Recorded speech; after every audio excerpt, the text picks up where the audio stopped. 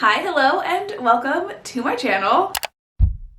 I literally just got done doing a reading challenge and it was a lot of fun, so we're essentially jumping straight into another one. Today's challenge was created by Destiny Sidwell, which is one of my favorite booktubers. Basically today and this week we're going to be letting a random number generator pick how many hours we're going to be reading every single day this week. And by week I do mean Monday through Friday. In my last reading vlog I did the full 7 days and it was kind of a lot, so we're just gonna like cut it down just a smidge, but I think it'll be a lot of fun either way, and let's get started.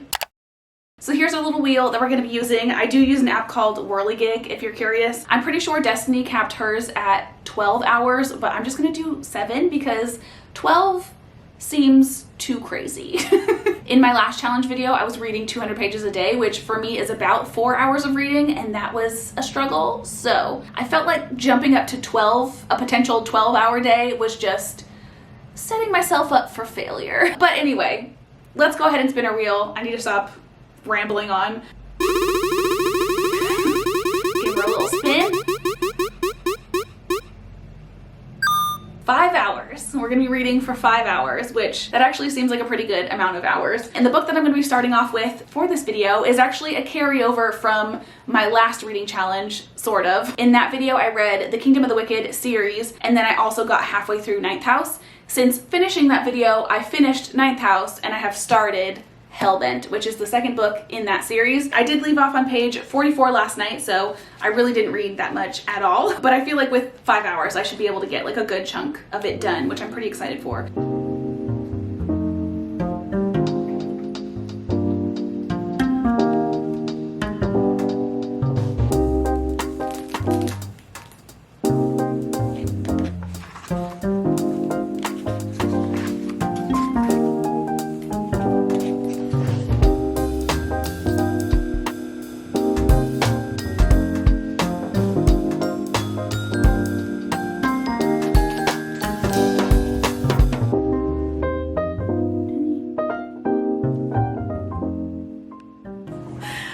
I've only been reading for like half an hour, but how should I say this without giving anything away? Dawes and Alex have walked into the ballroom of Black Elm and they're talking about what they can see, specifically the comment about the glow stick. And it just made me laugh. But also I'm very excited about this turn of events. I'm kind of like finally, you know what I mean? So yeah.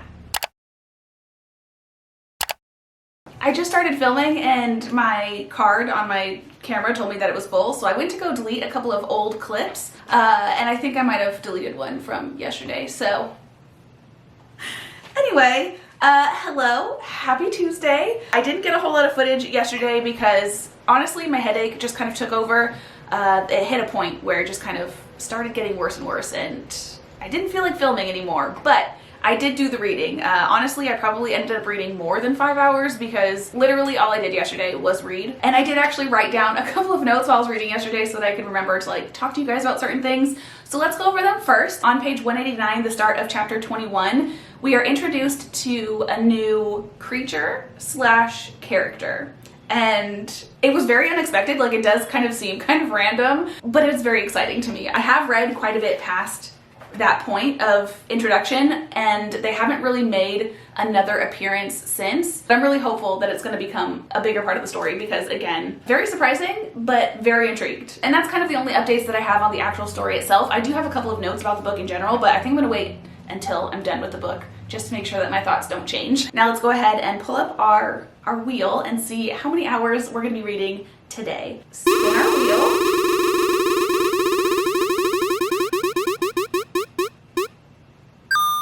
So we're going to be reading for 4 hours, which, why do I feel kind of disappointed by that? Today's one of those days where it's like in the 60s, it's super, super gloomy and raining out, and I just kind of want to be like really cozy and just read all day. So anyway, let's go ahead and start our timer. We'll do it for 4 hours, and there she goes. 4-hour timer. Let's get back to Hellbent. Very excited.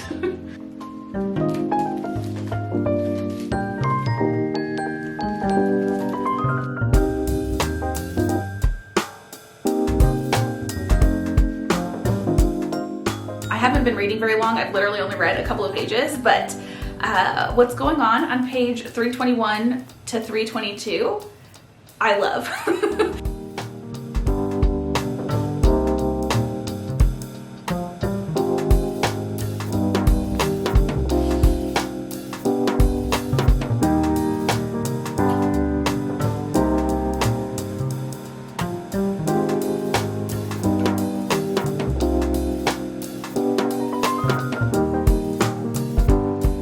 We've been reading for like half an hour and the creature has just kind of re-entered the building. The only other time Alex has interacted with this creature has been not a good experience for her. But I'm gonna go ahead and predict, what I'm hoping anyway, is that it's not actually gonna end up being a bad thing.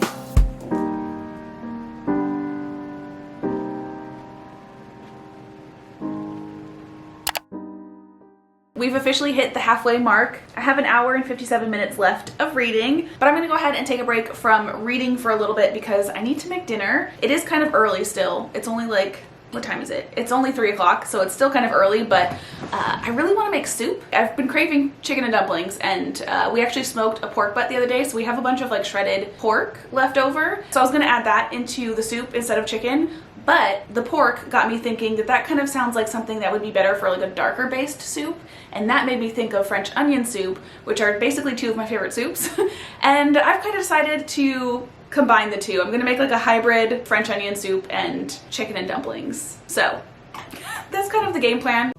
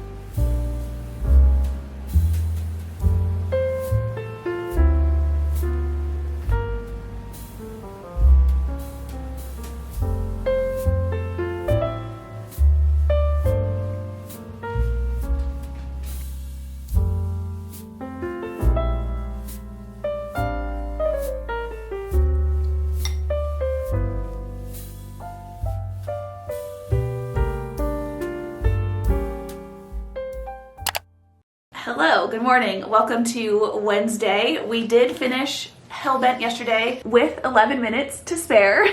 With only 11 minutes left, I didn't want to start like a whole new book. So we'll just tack on those 11 minutes to whatever time we get today. But let's go ahead and talk about Hellbent because this was such a good freaking book. I did read Ninth House in my last reading vlog and I talked about it in depth. So if you want to know more of my like feelings on this book, go ahead and watch that video. But a quick little rundown of my thoughts so that we can kind of talk a little bit more about this one. As of right now, I am kind of thinking a 4-star for Ninth House. I really, really liked it. The reason it didn't get like a 5-star was just because Ninth House is obviously the first book in a series. So it did have a lot of like character and backstory building to kind of do. The writing for both of these books is really nice. You get like different and interesting descriptors and things like that, which I did really like. But that being said, a lot of times, specifically with this one, it felt like it was a little wordy. I used an example in this book for my last video where she basically talked about, to me, something kind of irrelevant for a good like 3 to 4 pages. So going into Hellbent, I had a lot easier time reading this one because we already know everyone's backstory. We know all the characters for the most part. They did add a couple new ones in this one, but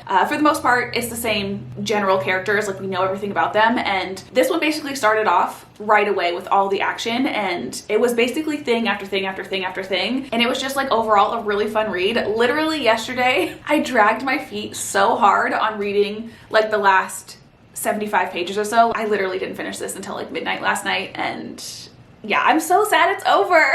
I'm really sad that there's only gonna be one more book after this one. Plus, Apparently there was like a 3 or 4 year gap between these two books, and the author did mention she wanted to pump out like the third book quicker than this one came out, but the only thing that I could find about a release date for the third book was guesstimated to be around like the beginning of 2025. So we have at least a whole nother year, and I'm devastated by that. That's like the downfall of these types of videos, where I don't really get a break in between books, because sometimes I just need like a day or two to kind of like collect myself, regroup after I read a really good book, and this kind of video does not give you time for that. So we just have to jump straight into another book, which is actually why we're sitting in front of my TBR cart. But first, let's go ahead and figure out how many hours we're going to be reading today.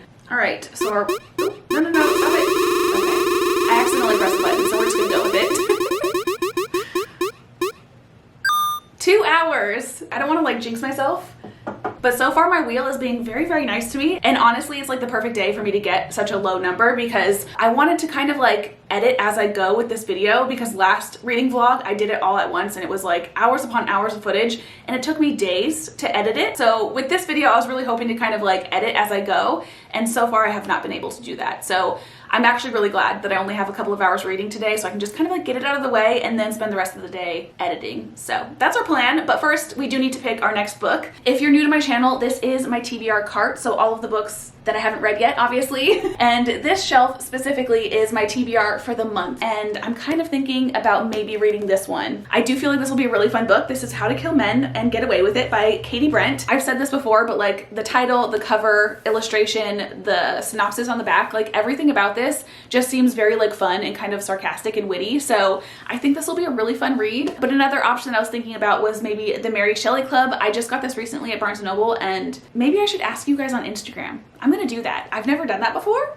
We'll see what happens.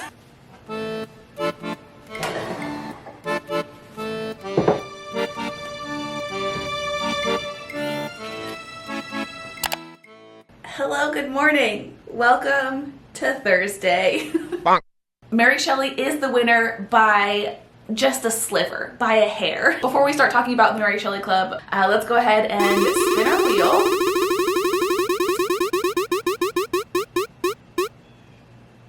4 hours again. I just feel like that's so boring. We're gonna spin again. It's been so middle ground this entire time. I want like a higher number. There we go. I got 7. I did read a little over 2 hours worth of the Mary Shelley Club. So the rest of this book should take me about 3 to 4 hours to read. So we'll have a solid potential 3 hours to get into our next book, which will be How to Kill Men and Get Away with It. So basically, regardless of how you voted in the poll, your book will be read in this video.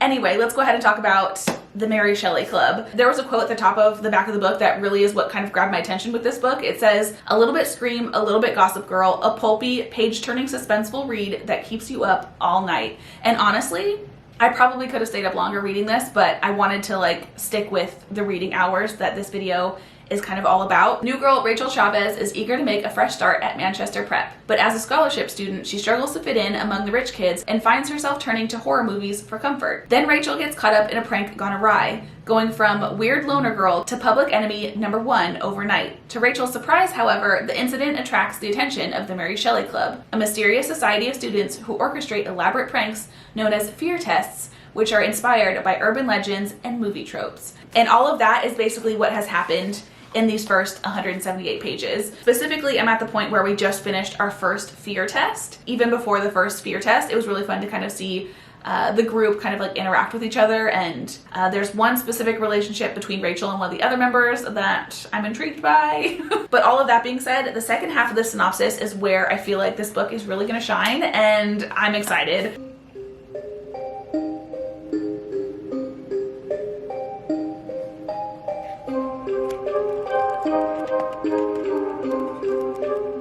At first, Rachel embraces the power that comes with behaving recklessly, but as the fear tests escalate, the competition turns deadly and takes on a life of its own. When someone begins targeting the club itself, Rachel has to track down the killer, even if it means finally confronting the dark secrets from her past. Nothing too crazy has happened since the last time I talked to you, but I'm currently on page 322, and it's kind of the start of a ski trip. I'm going to assume we're about to get real slashery.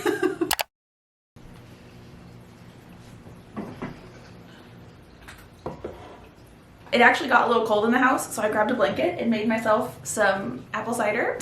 We have a little less than 3 hours left on our timer, and I have officially finished the Mary Shelley Club. Overall, I feel like this is probably sitting at like a 3.5 star rating. I did enjoy the majority of the reading process with this book. Like, I did enjoy the story for the most part, but I will say it was very, very predictable. Once it hit the ski trip, that's when it got like a little darker and very much just kind of followed your typical horror slasher film kind of plot. And honestly, like the last 30 pages or so, I ended up just kind of like skimming through because, again, I pretty much knew what was going on, and I feel like the ending was drawn out a little too long for my liking, specifically because I already knew what was going on. But all that being said, again, I am gonna give this like a 3.5, probably 3.5 star rating because I did really enjoy the majority of my reading experience with this. I feel like, especially for like a quick little fun October read, this would be perfect. Now let's go ahead and move on to our next and probably final book for this video, which is How to Kill Men and Get Away with It by Katie Brent. Meet Kitty Collins, friend, lover, killer. He was following me, the guy from the nightclub that wouldn't leave me alone. I hadn't intended to kill him, of course, but I wasn't sorry when I did. And despite the mess I made, I appeared to get away with it. That's where my addiction started. I've got a taste for revenge, and quite frankly, I'm killing it. Also, I saw somebody mention this in their video, but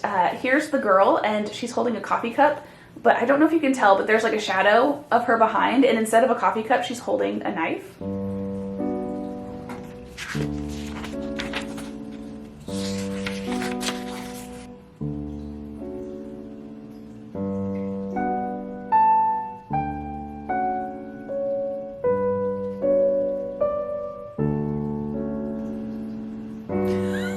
This book is so much more twisted than I thought it was going to be already.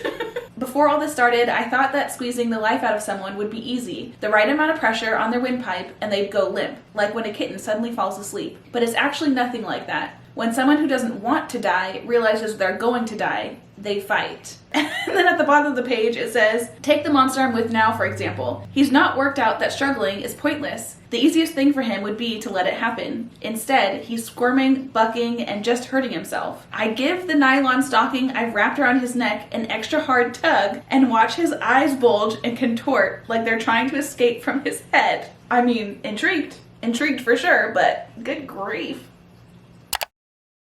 I ended up running a ton of errands on Friday, so I didn't get a chance to film, but I did do a little bit of reading before bed, and as you can see, we did spin the wheel, and thankfully, I only got an hour.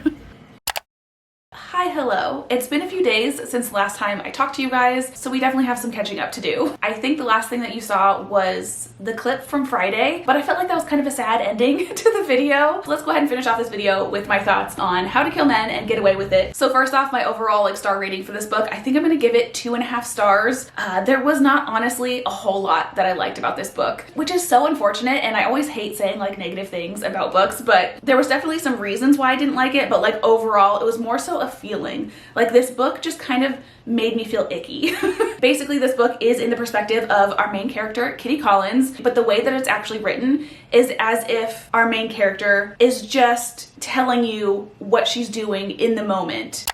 I'm about to take a long slug from the caffeine heavy, come on, even angels like me deserve a vice, non-dairy but ethically sourced beverage. I'm breathing those freshly ground beans right into my solar plexus. So the whole book kind of follows that format where it's like, I'm doing this and now I'm doing this. It kind of threw me off a little bit, but I didn't really mind it. But after a while, the best way I can explain it is like, you know, sometimes when someone like a friend or a family member or whoever is like telling you a story and it's just kind of too long and they're just going on and on and on and on, and your brain kind of like drifts off and you start thinking about other things. That's kind of what ended up happening while I was reading this. Another big reason why I didn't enjoy this book was because our main character was so freaking unlikable to me. She's basically a trust fund baby and is also Instagram famous from just kind of posting about her life as a rich person. And that in and of itself is not a big deal, but a lot of this book is kind of like her inner dialogue, and it kind of like circled back to her being kind of like this trust fund, rich, spoiled person where she would think and say things that are very selfish or very like, I'm rich, you're not kind of things. Which again made her very unlikable, but then in the next second she would kind of do or say something where it's like, oh, she kind of is redeeming herself. And the entire reading process for this book was basically ping-ponging between those two feelings. But the stronger of the feeling for me was that I just didn't like her at the end of the day. And I do feel like when you just overall don't like the main character, it's kind of hard to enjoy the book. Obviously, like, the main plot of this book is Kitty Collins murdering men, but the reason she's actually murdering these men get kind of dark. There's some SA involved. The author actually wrote in the book, in the beginning of it, it says, "This is for every woman who has ever walked home with her keys between her fingers." So I feel like this book was trying to have like an undertone of like empowering women, but I feel like because of the sarcastic kind of poke fun nature of this book, it just kind of lost that for me. And I feel like that's where that kind of like icky feeling came from, because it was talking about heavier things, but it was done in such like a casual, blasé type of way. I don't know, for me personally, it just kind of took it too far. So that was kind of the main reasons why I didn't jive with this book. But I do want to end this off with like a positive note. So circling back to the kind of sarcastic writing style, I did actually enjoy that in the beginning. Like I said, I read part of the prologue, and that was very shocking and fun. You know what I mean? Like I said, I was intrigued. It was just one of those things where after a while it was just kind of too much. But again, I can see why a lot of people could like this book. It just wasn't for me. But then I did actually get surprised. So there was kind of like two plots going on. The main plot being obviously Kitty Collins killing men, but then there was a little bit of a subplot of her having a stalker. And I had a couple of theories as to who her stalker was, and I was very wrong. The actual stalker was someone I did not expect whatsoever, and that was kind of fun to be surprised. But then again, the way that whole scenario kind of played out, it was just too much. And with that, that is everything that I have for this video. I hope you guys enjoyed it. These challenges are super tough, but I do actually really enjoy them. So if there's any other challenge, whether it be a week, a day, whatever, or just in general, if there's like any video that you've seen that you think it'd be fun if I did, or a book that you'd specifically like me to read, anything like that, let me know. And yeah, that is all that I have for this video. I hope you guys have had the most amazing of days, and I will hopefully see you guys in my next one. Bye.